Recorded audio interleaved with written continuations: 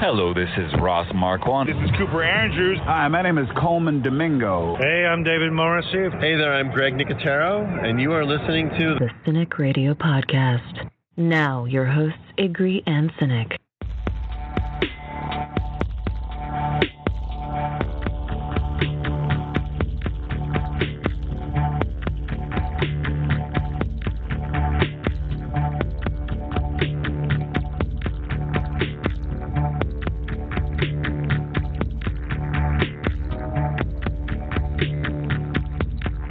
Hey, everybody, and welcome to this episode of the Cynic Radio Podcast. I'm Igri. With me, as always, my good friend and co-host, Cynic. We also have some special guests with us this week. We have comedians Heather Candela and Nicole Pressler, and another special guest, Chris, joining us for this episode of What is Love, our tribute to Loveline.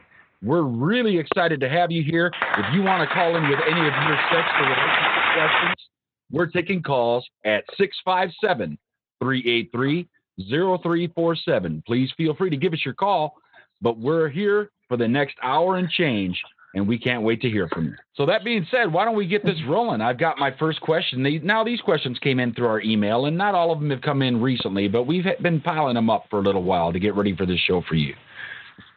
First question comes from Peggy. She's 30 from Phoenix. And she says, I've been dating this guy for over a year now. He's great. He treats me really well, cares about me, likes the things I like, and even my friends like him. The problem is he is awful in bed, mainly because of his small penis. Sex for me is an important part of a relationship. What should I do?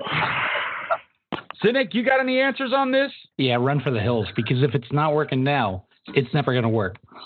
Listen, we've preached this over and over again in these shows. Communication is everything. And if you communicate your needs and your desires and it still doesn't work, then it's probably time to cut bait, because it's one of the most important facets of a relationship. And if you don't have that, I mean, it's going to hurt everything else. How about you, Nicole? Do you got anything to say? We don't know how good he is at oral. It makes a huge difference. I agree with Nicole. How good is his tongue? That's the whole thing, because you can make it work if he's talented with his mouth. Exactly. Especially if he's treating you right. And if he's not good, try and teach him. Yeah, well, you could try and teach an old dog new tricks. It doesn't always work, but it sounds like she's happy for the most part. But if sex is a problem, that's going to become a bigger problem later in your relationship. I mean, it's just kind of human nature in most of us that's something that we all want, right? It's the drive to procreate and species and whatnot. So if you're not compatible that way, maybe it's just kind of a friend situation that you're trying to turn into something else. That's the way I look at it. You got to really communicate and see if there's something you can do. Maybe introduce, like the lady said, say something using your tongue or using more foreplay, or maybe bringing some toys, maybe something else. Who knows? But, communication with me is always going to be one of the top answers. You got to make sure that you're letting people know what's going on. Absolutely. Well, I think she's playing the short game too. I mean, at 30 years old, it may be a big deal, but at 45, it may not be such a big deal. I mean, if he's treating you right and there could be some workaround to it, but you should be honest about it. That's my opinion. Well, those are all good answers, everybody. Let's move on to the next question. We got Ricky, who's 35 from Chapel Hill. He's asking, are online relationships even worth it? Is it even possible for it to turn into anything else? Heather, let's start with you. Can you turn an online relationship into anything? Absolutely. I have.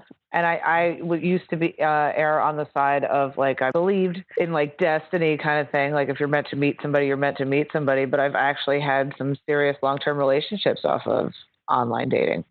It's what you make of it, just like any other time you're dating. That's a good answer. Yeah, I can buy that. Nicole? I don't know. I've been on that internet, and it's never. They're normally just wow. I'm not sure. I feel like everyone's just out to send a dick pic, and that's pretty much where we're at. Well, the next question is to ask what dating sites you're using online. I mean, I guess if you're using sendaddickpic.com, that might be the problem. That is true. Plentyofdicks.com. I've been on Tinder, plenty of I've used Tinder, and I've never gotten a dick pic on Tinder.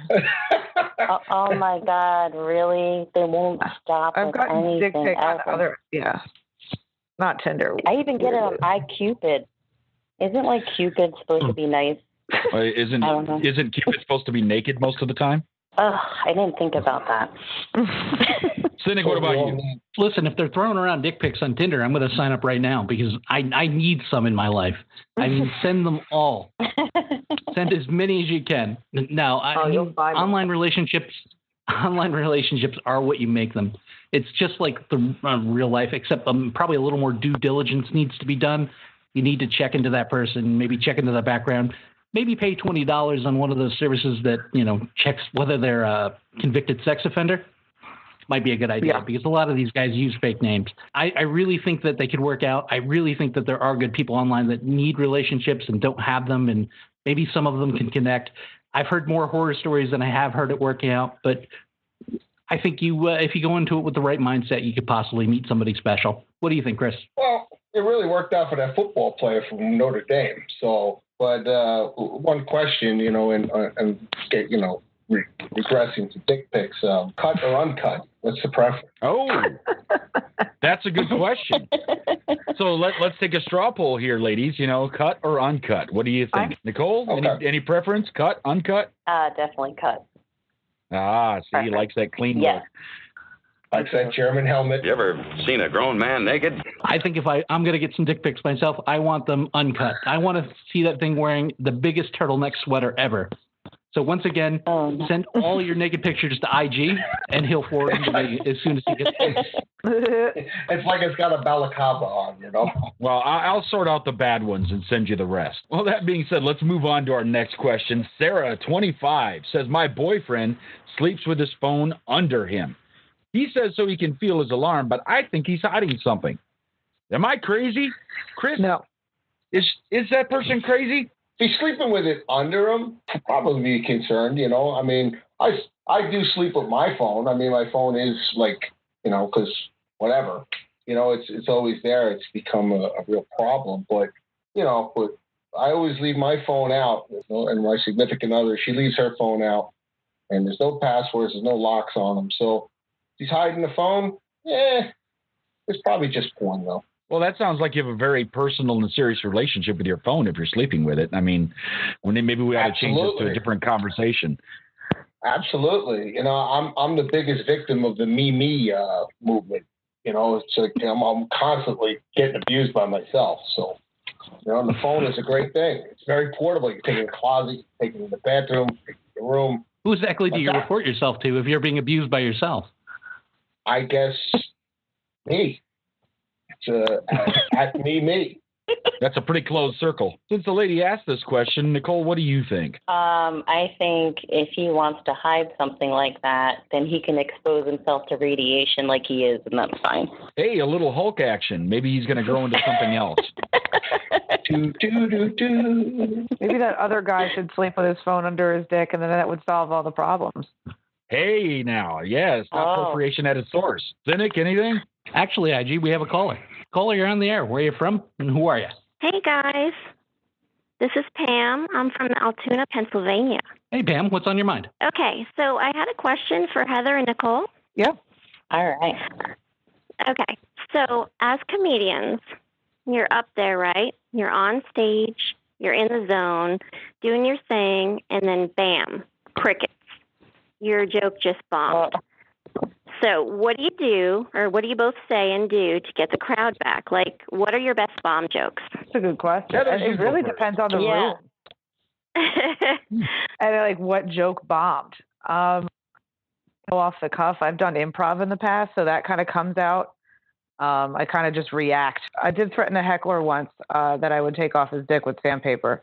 Well, definitely bombing is like the worst feeling ever. It's terrible, but I think the worst thing to do, which I learned from my first bomb, is to start sweating and panicking is the worst possible thing you can do. You have to hold yourself together and just keep moving on and try to win them back at that point. I'm actually thrown off when we don't bomb on the podcast, because I'll tell a joke and get crickets in a room full of 2 people.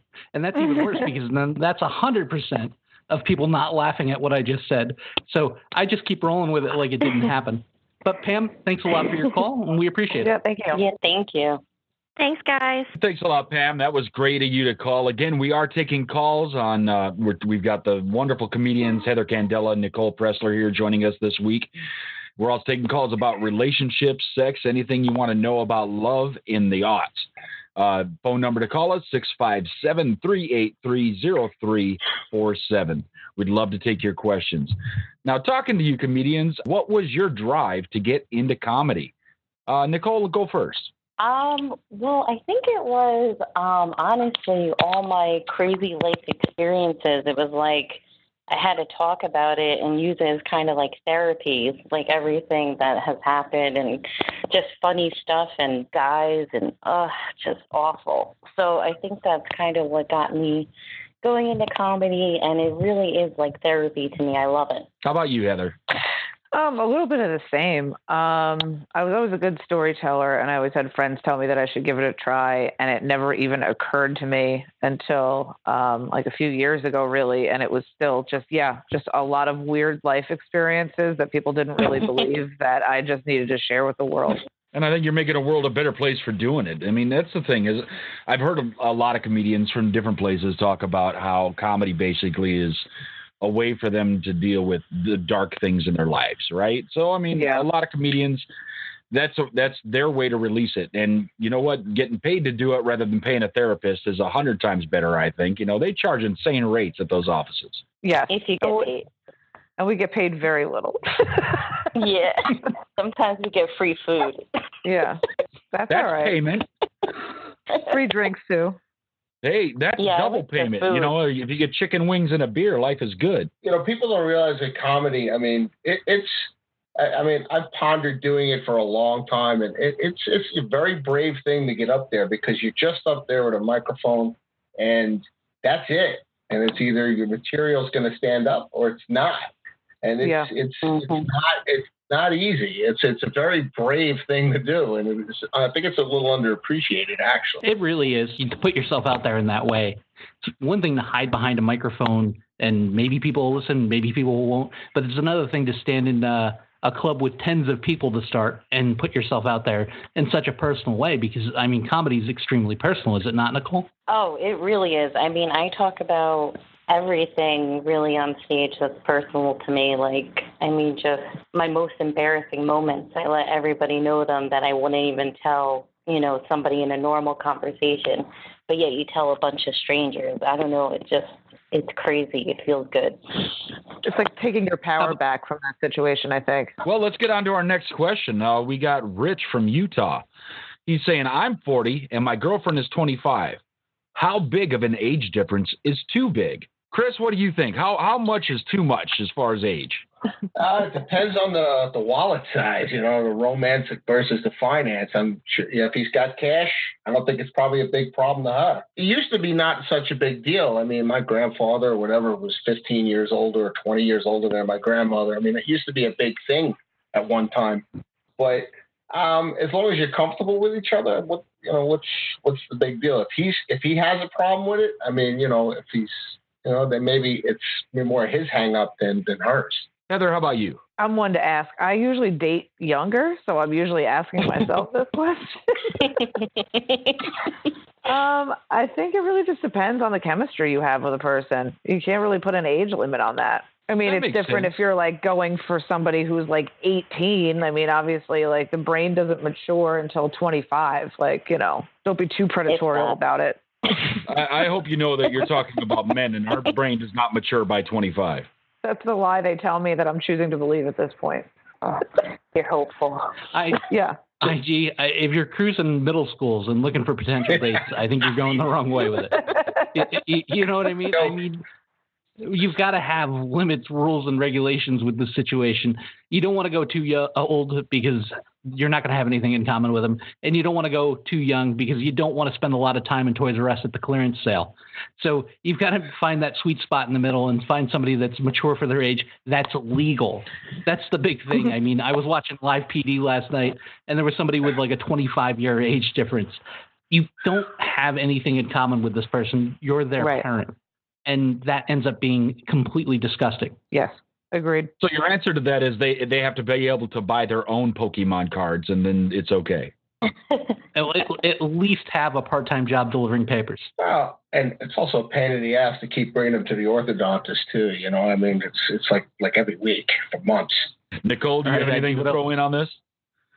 I think I totally disagree. I think age is just a number.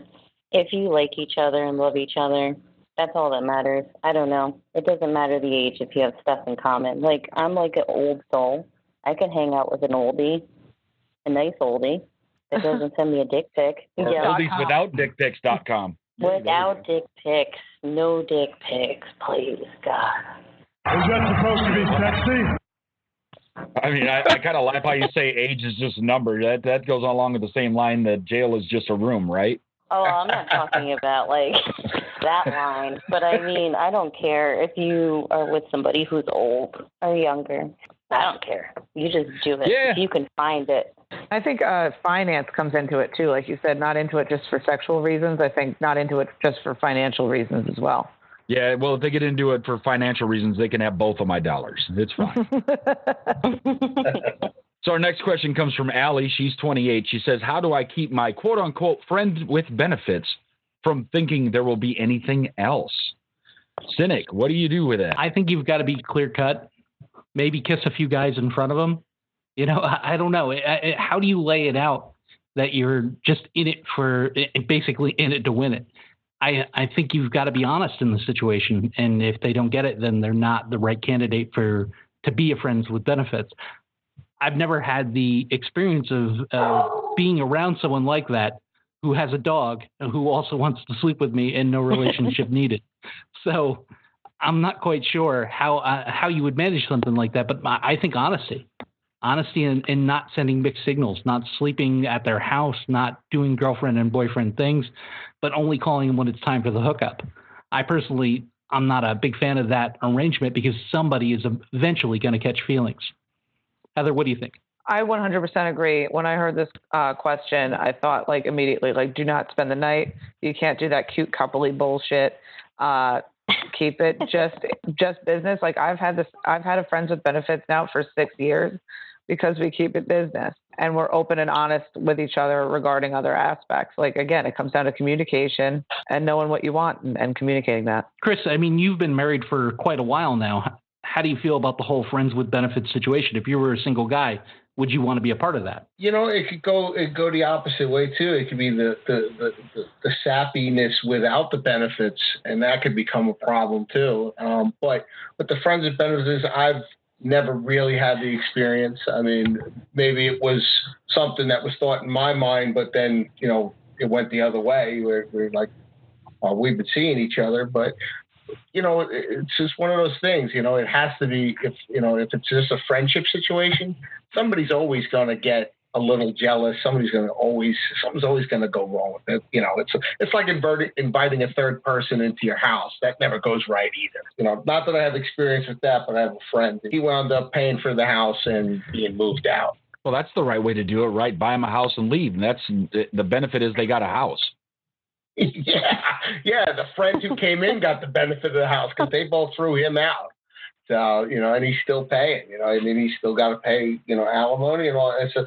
So usually those types of things, you know, because, you know, feelings are a funny thing. It's pretty cliche, but they are. And you can, you know, one day it's like, yeah, this is great.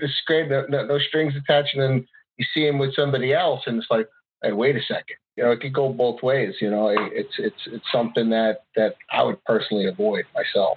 Nicole, anything to add? I think that it's fine as long as you both communicate, and if someone's feelings do start to change, they let the other person know and see if it's mutual or not. Yeah, I suppose it could turn into something else. And if it's not, then cut it off if you're catching feelings, because then it gets complicated. Oh, yeah. Yeah, complications aren't good in that kind of situation unless both people are feeling it. Now, I mean, if both people are feeling it, great. Take that to the next level, but really, if you want to keep this as simple as possible, there will be no dinners, there will be no movies, there will be no cuddling. Get in, get your business done, get out. That's how you got to run it, Just like they said before, keep it all business. And I don't know who's got a mountain lion in their house, but has joined us on the show. I live next to a bar and restaurant, and they get a lot of motorcycles to them right on the river. And they like to tell the neighborhood that they have a motorcycle every time they drive by. Hey, that all right. Explains the friends with benefits thing. She just goes downstairs, picks somebody up, and comes right back up to the apartment. There you go. Hey, you tattoos, come here. We got something to do. All right, our next question comes from Bobby. He's 27 from the Bronx. And he said, I just had a girl I've been seeing for a while come back to my apartment. And it seems like she went through my medicine cabinet and some of my pain meds are missing. What should I do? Cynic, what should he do? I would call the cops. I mean, they're going through your medicine closet. I'm not sure why they would do that. I mean, at least share, and then you guys could partake in the situation as such. If they're stealing from you, especially pain meds, that's probably a big red flag because it starts with pain meds. Next thing you know, it's your Xbox and your TV. I would probably call them on it. I'd probably let them know that wasn't okay. And then that would be the last time I'd have them at my house. And you might want to change your locks because you never know when they might do a drop-in. Nicole, how about you? Oh, my God. Yeah, definitely. Just get rid of that person immediately. Bye. That's it. Done. That's not okay. Get out of that. Get out of that. Nicole, thank you for that answer. Heather? Yeah. I mean, there's no sense in getting the medication back. It's probably either taken or stolen. So I would just lose their number, block them, never see them again. My thought on this whole thing is, you're should be, at least at this point in a relationship, you've only been seeing each other for a little while, there's still a reasonable expectation of privacy. Now, we all know if you're in somebody's house and the medicine cabinet isn't locked, you might open it and look and see what kind of crazy things these people are into. But you don't touch anything because you can't leave any sign that you were there. We're all creeps. We get it. But if they're taking your pain meds, I mean, unless it's Tylenol, and if you're writing in because of Tylenol, we got to have a whole different conversation. But if it's, the kind of stuff that my wife has to take for her medical problems, I get it. That's a problem. We can't have any part of that. Cut bait, break ship, get out of here. Caller, you're on the air. Hi, guys. My name is Mike, and I got a question for you. My friend just started a new job, and he already found a girl that he's kind of interested in. I'm telling him, definitely don't do anything. Coworkers don't work. But he's just kind of like, why not? Let's just have fun and see what happens. Can I get you guys' advice on dating coworkers and if it's worth the hassle? Well, let me go first on that one. I guess my answer to that one would be if they're at the same workplace, it would really depend on how much actual time they're spending near each other. Like if it's a big workplace, like multiple levels in an office building, and they're in completely different departments and they don't really see each other except for maybe lunch, there's a possibility it could work. But like if you're working in a convenience store and you're standing next to each other, the truth is you're probably going to get sick of each other real quick.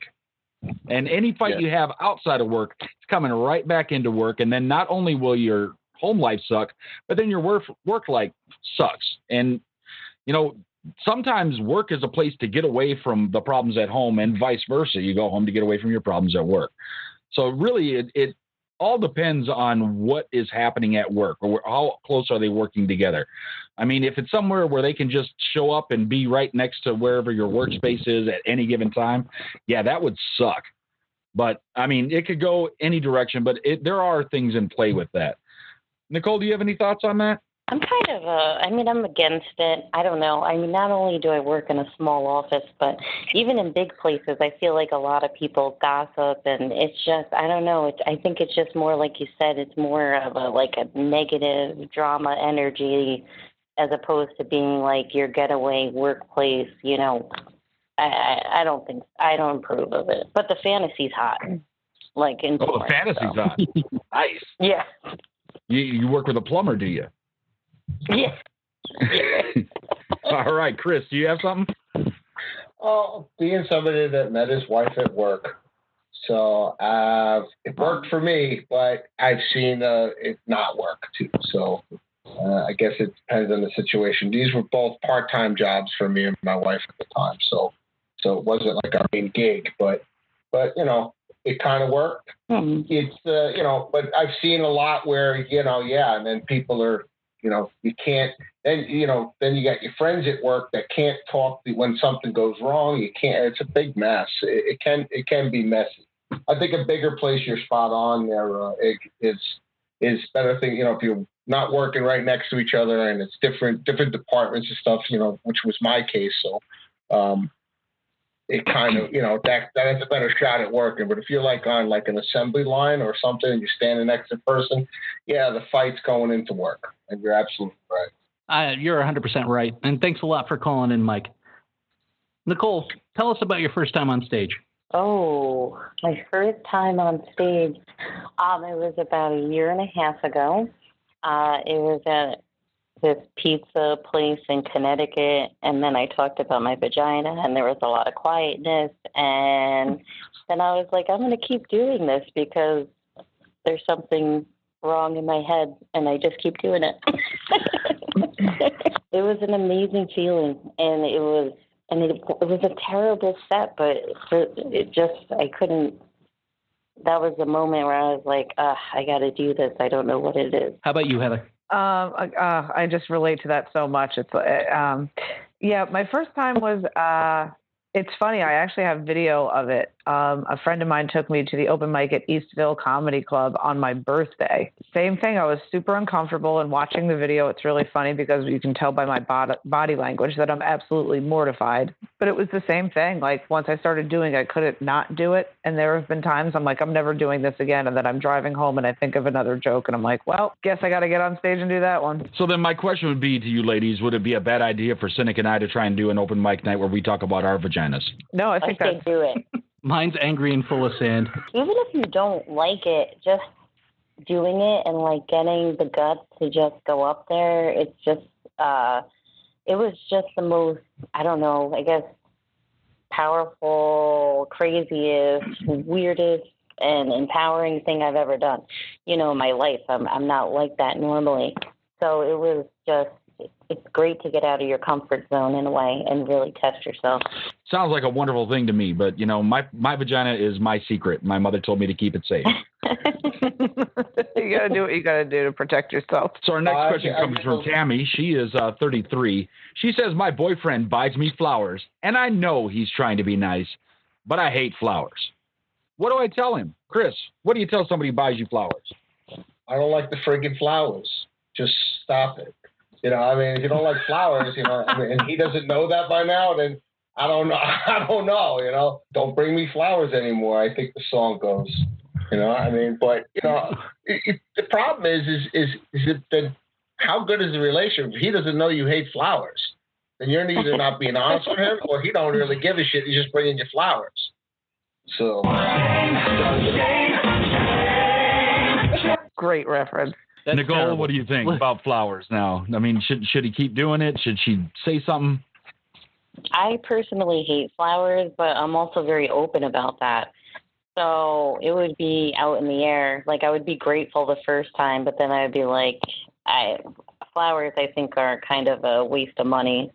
I'd much rather enjoy like a dinner out or time spent with the other person than as opposed to buying flowers. So I would say it nicely and just tell them. So Nicole, would it be better off bringing a 12-pack of tacos from Taco Bell?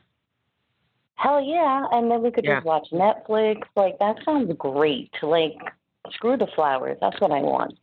Tacos, Netflix. She's already here on the Netflix and chill. Flowers are expensive. If you don't want them, I would suggest that you somehow nicely put it that, they're not forever, they die. Figure out some way out of the situation rather than just kind of grunting at him whenever he brings them to you. I mean, it'd be nice to be forward about it. If you want candy, then ask for candy. But I would be direct and let him know that it's not your gift of choice. I mean, people fall into these sentimental circles and they're like, well, I bought her flowers last time and she liked them. And be honest. Don't make him waste his money for something that you don't want. I mean, if you want tacos, Tell them you want tacos. So next question comes from Sam, 17 in Philly. He says, my new boyfriend, won't stop talking about his ex-girlfriend and keeps telling me they are just friends. Is this okay? How can I make him stop? Heather, how do you make that go away? No, you make him go away because he is clearly not over her. Nope. Run, girl, run. I completely agree with Heather. That is not something you want to deal with at all. Oh, my God. Nobody got time for that. Just get rid of that mess. So my answer to that is I latched onto your 17.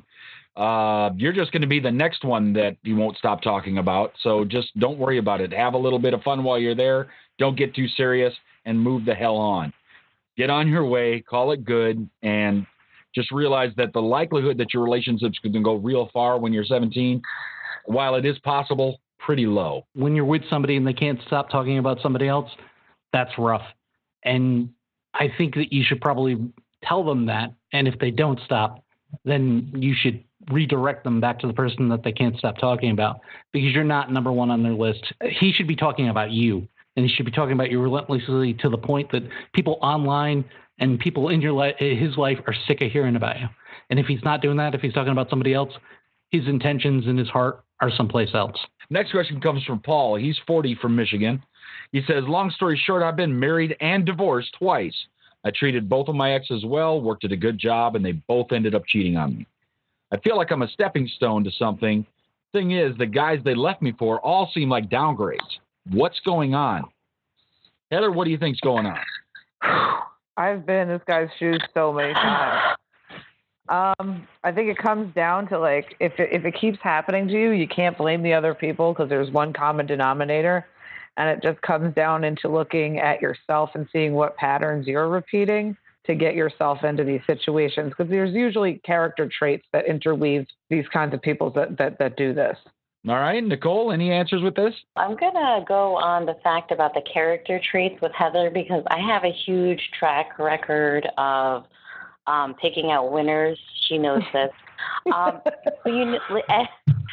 think it's, I like to, I'm kind of like I have a daughter, but I'm kind of like a motherly type. Like, I think I could fix people, and I like them kind of like when they're damaged with issues.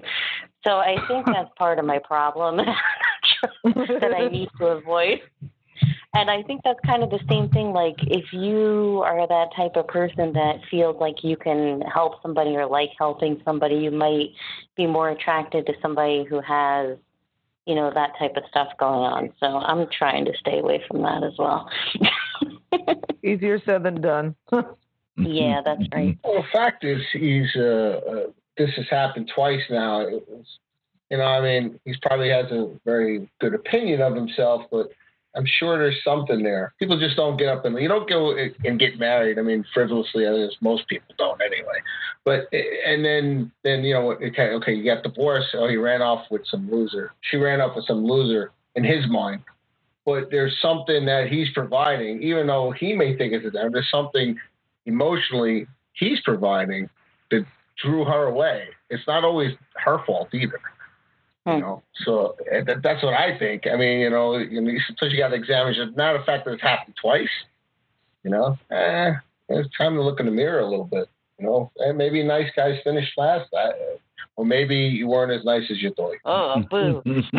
I think they've answered everything pretty eloquently. I really think that they've got nothing to really offer you at that point, and I think Chris and Heather and Nicole are exactly right. All right, so now let's get back to some questions with comedians. Heather, my next question for you is, who were some of your idols in comedy? Ooh, good question. I don't know if I ever had idols, but my parents always grew up when I was growing up, my parents always would get stoned and watch Gallagher and Paula Poundstone. Some of the ones I absolutely love now and in current era would be John Mulaney, Tig Notaro, and Sarah Silverman. Those are great comedians. Nicole, how about you? Who are your idols? My idol is definitely Lisa Lampanelli. I would love to be similar to her in the fact that just saying whatever you want, and that's exactly what I like to do, and that's exactly what she likes to do, and she's my idol. Yeah, the Queen of Mean. She's hilarious. I like Lisa Lampanelli. She's awesome. So our next question. comes from Kathy. She's 35 in Colorado. She said, my husband and I just had our third child 2 months ago, and now my husband has been giving me the nudges to resume our intimacy. I did have my tubes tied right after the birth, so I'm not worried about pregnancy, but I'm just not interested. What should I do? Nicole, what should they do? I feel for you. I only have one, and after I had my daughter, I did not want to have sex for like long time. I can't imagine after 3. I think kind of like similar to the other question, he needs to do some stuff to help her, to maybe make her have time to, feel important and, take care of her so she can relax and actually get into it, because it's a stressful time, and I can only imagine what 3 would be like. So. Yeah, three's a handful, that's for sure. Heather, any answers for this? I 100% second what Nicole was saying, is that it really comes down to, like, again, like if she's constantly with 3 kids, like at the go, she doesn't really have time to like relax and get in the mood.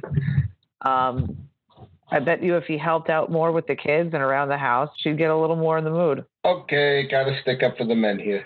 Got to do it. I would be, it's understandable. My wife and I had 3 children. It's completely understandable, like soon after. But I'd be a little concerned if he stops losing interest, because if he stops losing interest, you might have a bigger problem on your hands. Yeah, if he starts losing interest, he might be getting his fix somewhere else. So that would be a different issue. But, I mean, there's actual medical documentation about, especially if she's still breastfeeding and things like that, that actually lowers the sex drive. So the mother is in the process of caring for the child. So if you're trying to push things and she's just not ready, you kind of got to be patient, I mean, you can't just go with whatever, and it's not your needs at this time, it's the needs of the baby. And as much as I like to advocate that, people have to be adventurous and try new things in their relationships, sometimes the lull is the new thing you need to try. And when you do get back to it, it's going to be better than it was before. I mean, you just got to let everything repair, let her get back into feeling who she was before she got pregnant. I mean, there's times that go on with all this stuff, ladies and gentlemen. But again, this turns into, like, talk to her, let her know that, she's still attractive to you, that, you still care about her. And if that's all you're doing for the next couple of months while she still recuperates and feeds your child, go right ahead. Yeah, I mean, and you got to consider too, like, she popped 3 babies out of her vagina or got chopped up, whatever it was. Like, her body is destroyed for like a real long time after. Like, I had a unihole. It took a long time to heal. We don't know what she's been through. Like, he needs to chill out, and he has his hand. He's fine. Like, I feel for her. Well, he needs to feel for her, and that's the problem, right? I mean, he needs to understand his partner. That's the big thing. He does. We preach this over and over and over on these shows. It all comes down to communication, but it also comes down to understanding and putting yourself in that person's position. I mean, if you really look at what they're going through, I mean, there's physical trauma, there's emotional trauma, and then you're dealing with a brand new life that needs constant support. I mean, your needs need to be put aside to look at the big picture at that point, at least for a little while. And I mean, if you go 6 months or a year into this and you're still not ready, then you probably should seek some psychological help, because there's something more going on there. Be a part of the relationship, and especially when there's things like this. I mean, it's akin to having a major medical procedure. Now, let's say the roles are reversed and your wife is just crazy and just wants to go on you all the time, and you have a hernia, and like you have to have it repaired and everything, and you're kind of out of it for 6 months because you had just a problem. And like, are you just supposed to turn around and be like, yeah, let's do this because I don't feel good at all, but yeah, let's go?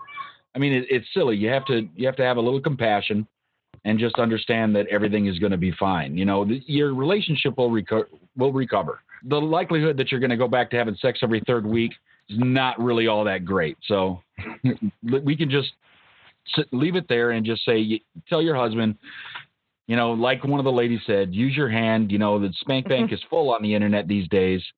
Just give her a little bit of time. So our next question comes from Samantha. She's in Texas, 32 years old, says, I love the 50 Shades of Grey books, and I enjoy the movies a lot.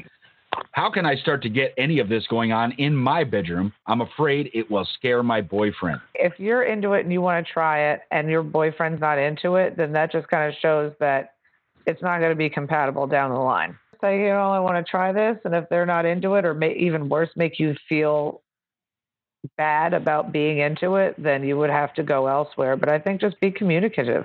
He might be feeling the same way and afraid to ask you. Well, guys should be afraid to ask. You know, we're not the ones that are ruling the world anymore, no matter what we say.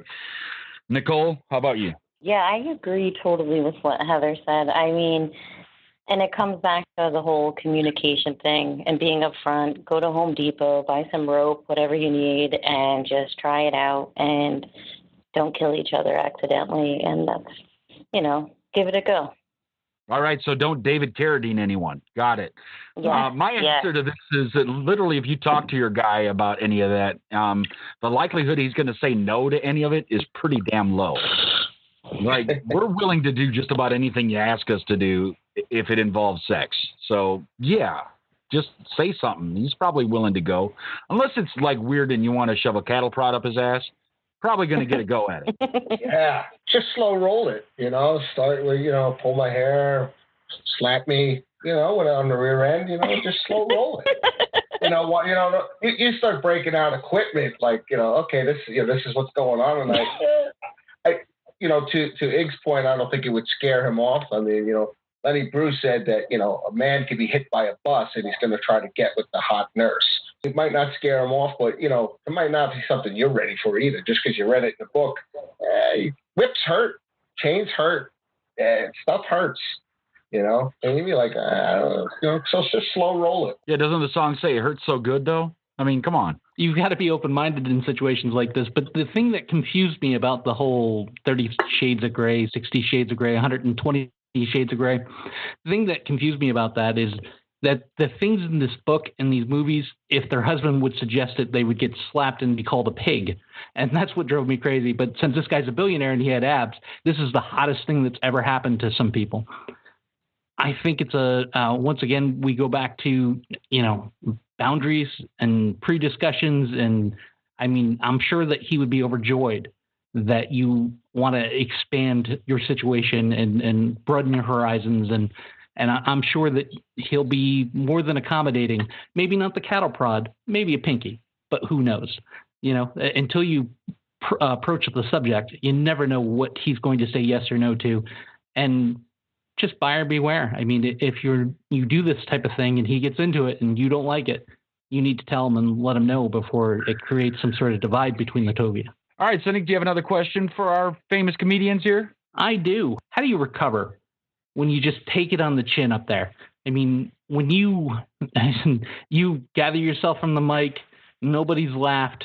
I mean, do you go through a whole situation where you treat it the same way, where you keep it in perspective, where if you bomb or whether you kill, you treat it the same way? Or do you really, really take it hard when things don't go well? The honest part of me, I always say, like, I'm not going to let it upset me, but every time it does, but it gets easier. Like the first time I bombed, I cried hysterically on a train ride home from New York City, eating tacos, just miserable. And I was like, I'm never doing comedy again. And then I was at it in 2 days, you know, like Heather said, you're never doing it again. And then you're writing another joke and you can't stop. But it does get easier, I think, the bombing. Like, you kind of embrace it, and it still doesn't feel great, but you learn things from it, and you try to move forward. I kind of keep it in mind that, like, there's going to be times that I'm going to bomb, and there's going to be times that I'm going to do great. And each time is a different time, and I've survived both times, so I can survive it again. And what I find interesting is that in the scene, I see more female comics take bombing easier than a lot of the male counterparts. They get very personal. Yeah, Heather, Nicole, I mean, isn't it the room too? I mean, can you gauge a room like, oh, this is gonna be bad? You just know when you walk up there. I mean, is there a lot of crowd reading too? I mean, got a AARP meeting in here right now, so I got to lay off this or whatever. Really, I mean, it depends, because if you go up there, I guess you have to always have some improv in the tank. I would think. Absolutely. And I think you really just need to have a few sets in mind. Like there have been times I'm like, oh, this crowd will like this. And I start out with a bit and they're just not feeling it. And it's just knowing when to change course and try something else that they maybe will enjoy. Yes. Like I remember I did this, oh my God, it was awful. This Paid or Pain show in Connecticut where there was a dominatrix if you did bad. But, you know, I didn't really think it through on my approach to my set. And these are people on a Friday night, wasted, wanting to see somebody get, you know, their ass smacked.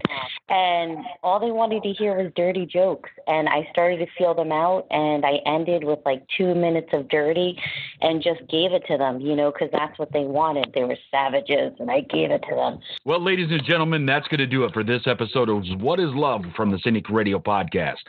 I'm Igor. With me was Cynic. We had our special guest comedians Heather Candela and Nicole Pressler.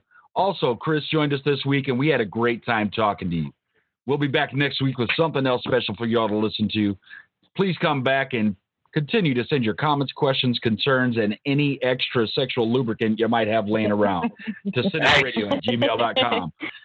Find us on the internet at CINIKRADIO.com. Look for us on Facebook at Facebook.com/CINIKRADIO and find us on Twitter at CINIKRADIO. And until next time, don't get captured. Follow the podcast on Twitter, Facebook, and at CINIKRADIO.com. Available for download on iTunes.